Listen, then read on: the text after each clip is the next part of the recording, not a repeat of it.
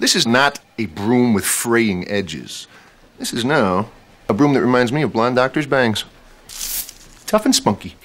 Sarah's transformation came about basically because the network was looking for a promotable girl on the show. A problem that all medical shows run into, which is TV is sold on attractive young female and male faces. And in medical shows, women that play nurses and doctors are forced to wear scrubs. Laverne, do you call me Marshmallow because I'm soft and easily flattened? And it's also because you're very white.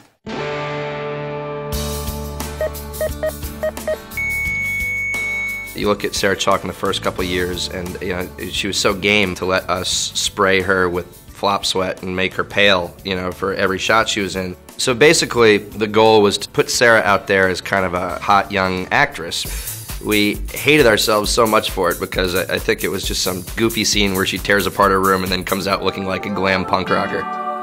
But it did lead to something incredibly cool. I'm new Elliot. We decided to have her find her confidence and strength and make her a new Elliot. Lose the makeup, get a haircut, and stop using my razor to shave your fun zone. Sarah, at that time, had talked a lot about, cutting her hair and, maybe changing her look a little bit. Who suggested this? I got a phone call from Bill Lawrence over the summer. He said, we were thinking of giving Elliot this full change, would you be willing to chop off your hair? Oh, sure, sounds great, yeah, totally. So Bill writes it in, he's like, okay, we're cutting your hair. This is fate. Then we all have envelopes full of magazines, different haircuts that she might want to go with. And then we got here and they're like, okay, we're gonna chop off your hair. I was thinking, wait a minute, this is my security blanket. I've had this for a very long time. I had no idea what the whole sort of hair journey would be. I thought one Beverly Hills hairdresser is the same as the next and that somebody else could imitate it. I was wrong. It was very, very specific. It was like, it needs to be chunky, chunky chic or bedhead light. How do you have the time to look so good every morning?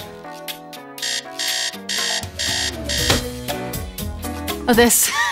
Yeah, it doesn't take long. The good thing about having your female characters have bedhead and look ratty and stuff is that they can show up and basically go right onto set. And then once we changed it around, it was suddenly, we created a situation that Sarah had to do the equivalent of getting ready for the Emmys.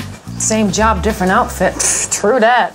We get to wear fancy tailored bootleg cut pockets, low-rise, fabulous colored scrubs, which our costume designer has designed herself. Oh my God, that is exactly the look that I was going for. She went from being this very matchy, Pollyanna, very conservative pastels to sort of a rock star look. And somehow the script made it make sense. The outfit that she is presented in her new look is very opened up, and our main concern was that her bra always showed. Get used to wearing that, so it's quite like a novelty to get to actually wear like fun, fashionable, trendy clothes. I think there was some new undergear for Sarah that year. Position 1, 2, or 3. Every outfit incorporated some type of colored bra that was mismatched to the outfit so that we were sure to get a little peek of it. Bra shopping became of utmost importance.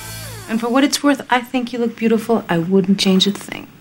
Oh, I did tone down the eye makeup a little bit. Oh, thank God, you look so slutty. The clothes were a little bit more consistent. The makeup, we did a very strong impression in that first episode and then backed off a little bit. She can't be walking around the hospital doing exams with all that mascara on. Look, I have spent the last 3 years in this hospital getting pushed around because I'm little Barbie from Connecticut. But there is a new toy in town, and her name is Bitch Slap Barbie.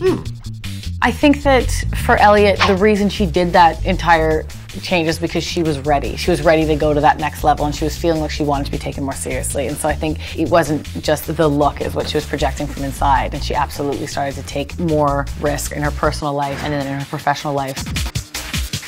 Dr. Moore, you're gonna give Mrs. Farr the abdominal CAT scan, and I'll tell you why. You remember that colon patient of mine that you screwed up on? Well, I'm gonna tell him exactly whose fault that was, and then I'm gonna spend every waking second helping him figure out how to physically and financially bitch slap you, even if the end result is that we both get our asses fired. Your move, Chuckles. Bring her down. Partly because, we didn't want to pander as much as we did at the beginning to the network and give her this new glam look. Partly because it seemed like a little too much. And partly because of how much time we were burning getting her ready on a daily basis. We gradually started doing stories about her stripping layers of it away. Now, there you go, sweetheart. Now you look more like a doctor and less like a lap dance. It was very funny because the story arc came out of the fact, basically, that Randall and I didn't want to be standing up on set anymore while the makeup people were saying, it's only going to take us about 15 more minutes to do her eyes. Oh my God, I look like Alice Cooper. At the end of the day, there's this haircut and bangs in her eyes and all this dark eyeliner, but she's still the same human being inside, and so the same insecurities still kind of peek out.